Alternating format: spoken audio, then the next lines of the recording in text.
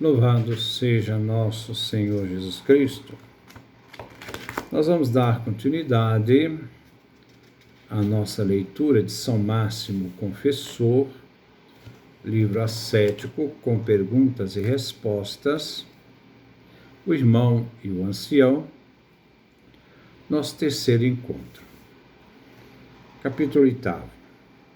O irmão disse: Dado que dissestes, Pai,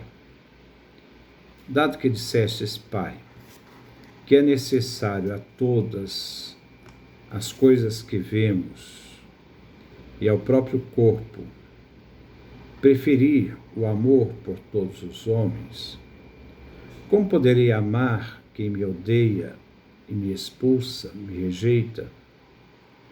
Se além disso ele me inveja e me agride com injúrias, me engana, armando armadilhas, como poderei amar-lhe? Parece-me, Pai, ser isto impossível, segundo a natureza, enquanto que a sensação de dor naturalmente constringe a odiar aquele que me ofende. Responde o ancião: entre os animais e feras, conduzidos pela natureza, na verdade, não pode acontecer, isto é, o amor ao outro, amor ao inimigo, porque os animais agem pelo instinto, o ser humano não é instinto, né?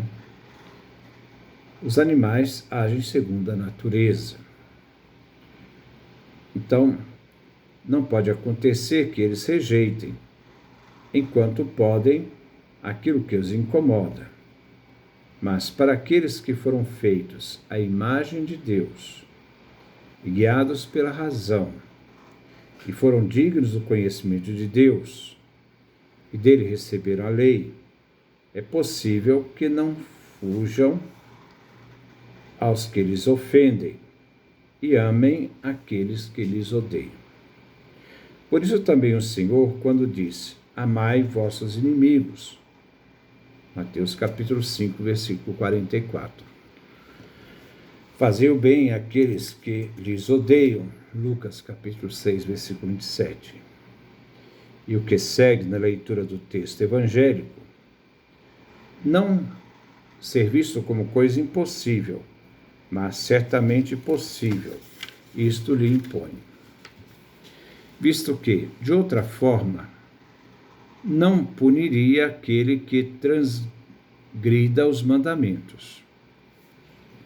O próprio Senhor o demonstra, dando exemplo com suas obras. E todos os discípulos seus, que por amor ao próximo lutam até a morte. E por aqueles que os matam furiosamente, por aqueles que os matavam furiosamente, eles rezavam por eles. Mas visto que somos amantes da carne e do prazer, e estas coisas cuidamos mais que o mandamento, por isso não podemos amar aquele que nos odeia. E por isso, às vezes, feitos piores que as feras e animais, odiamos,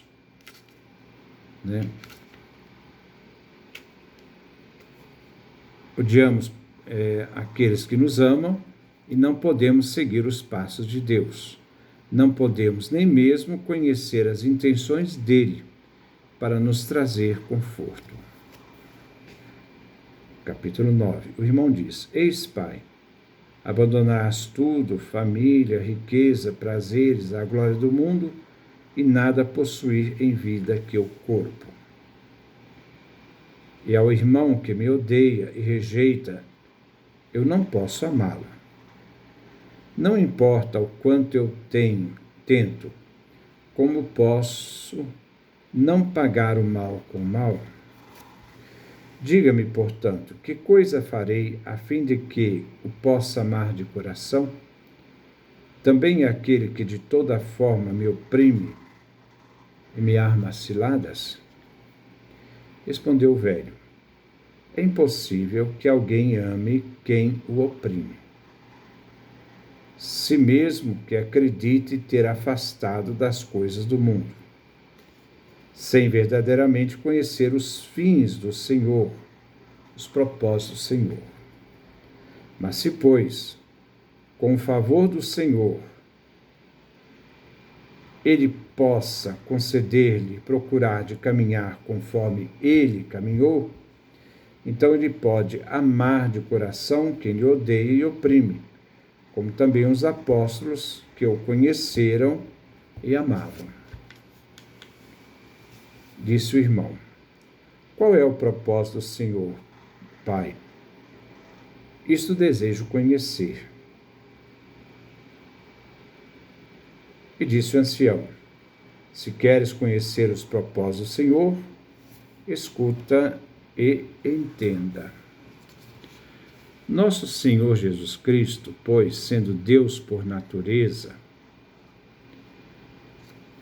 e dignou-se se tornar homem por amor aos homens, nascido de uma mulher, nasce segundo o divino apóstolo, nascido de mulher. Gálatas capítulo 4, versículo 4. Nasce sobre a lei, a fim de que o homem, com a observância do mandamento, anulasse a antiga maldição de Adão.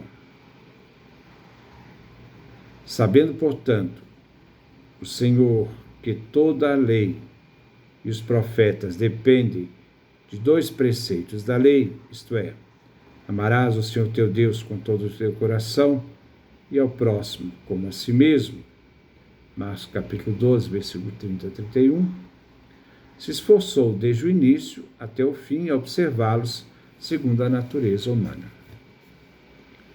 E aquele que no princípio enganou o homem e por isso teve o império da morte, o diabo, tendo-o visto por meio do batismo, consagrado pelo Pai, e enquanto o homem recebeu o Pai e o Espírito Santo inato, e vindo ao deserto para ser tentado por ele, toda a guerra o diabo ergueu contra ele, tentando conseguir